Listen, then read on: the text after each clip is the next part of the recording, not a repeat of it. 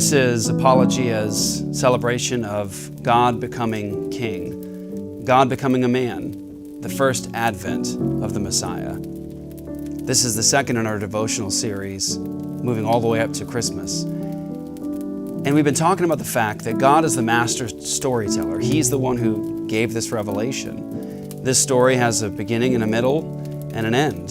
And we're talking about the advent of Christ.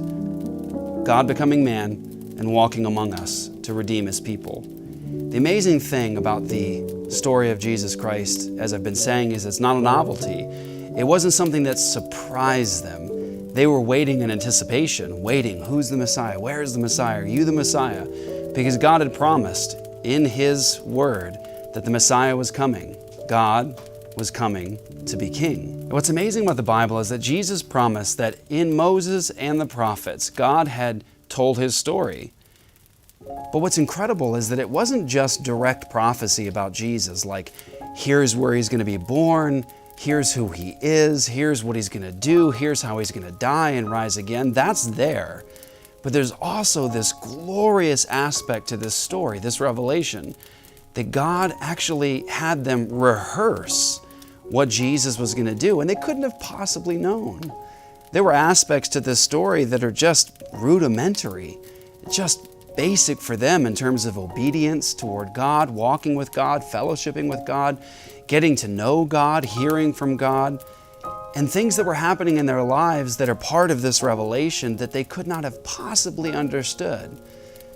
We're pointing exactly to Jesus Christ and what He would do in His first advent.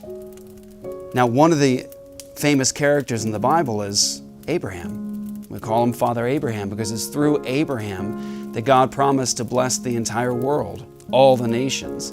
Abraham was going to have offspring as numerous as the stars and as like the sand on the seashore. And there's a point in Abraham's life that often brings people to a place of confusion. And that's where God gives Abraham a son in his old age. He was the son of Abraham's love. He was the promised son, that through this son, the whole world is going to be blessed, moving all the way down to the Messiah. And yet God, long after He makes this promise, God tells Abraham to do something peculiar, something that atheists and critics of the Bible often criticize and chastise the Bible for.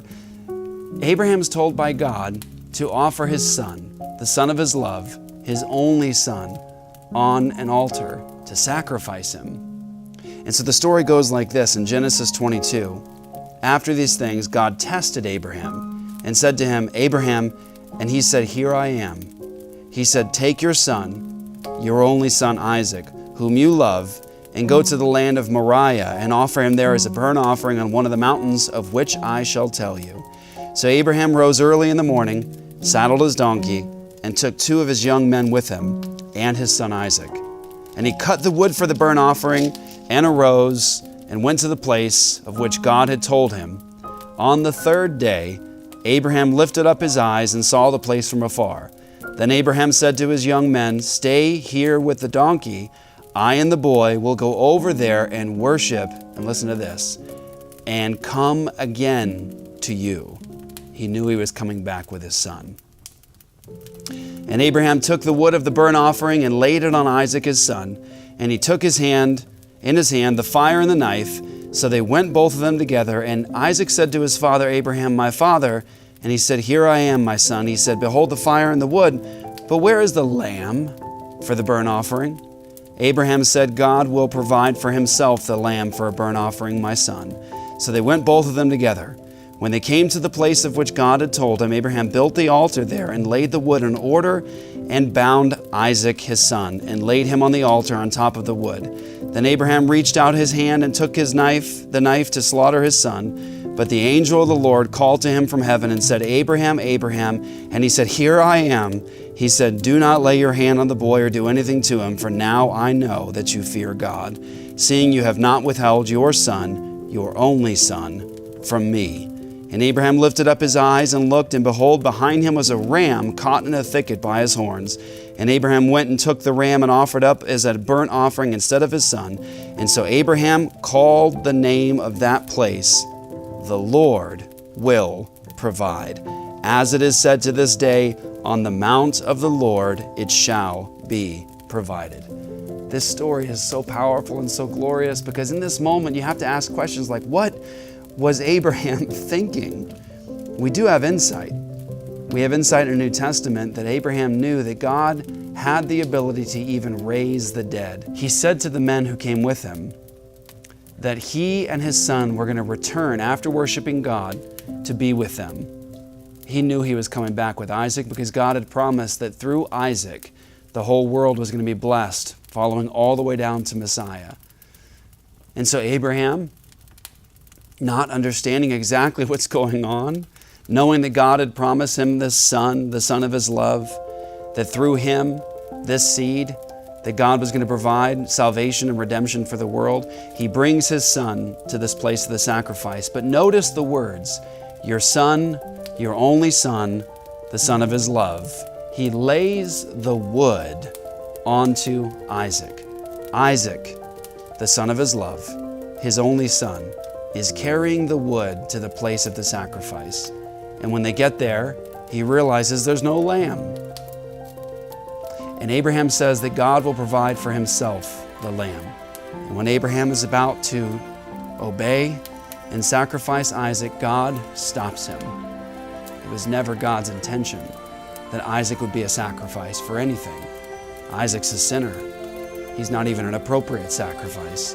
But God was giving us in this moment this symbol, this rehearsal of what God was actually going to do himself in the Messiah, Jesus Christ. This deep and rich moment is full of symbol that they couldn't have possibly understood. What's amazing about this story is it was hundreds and hundreds and hundreds of years later, almost 2,000 years, that God sent his Son, his only Son, the Son of his love, to this exact place, the place that the Lord will provide it. And Jesus Christ, God's Son, his only Son, the Son of his love, carried the wood to the place of the sacrifice. You remember when Jesus is first presented in ministry and John the Baptist sees Jesus? What's he say? He says, "Behold, the Lamb of God who takes away the sin of the world." Jesus is the Lamb. Jesus is the one that this was all pointing to. And God did provide the perfect sacrifice on this spot that God said he would provide it. Jesus, the Lamb of God, Jesus, God's Son, the Son of his love, carrying the wood to the place of the sacrifice. That is what Advent is all about. Let earth receive her King. Merry Christmas, everybody.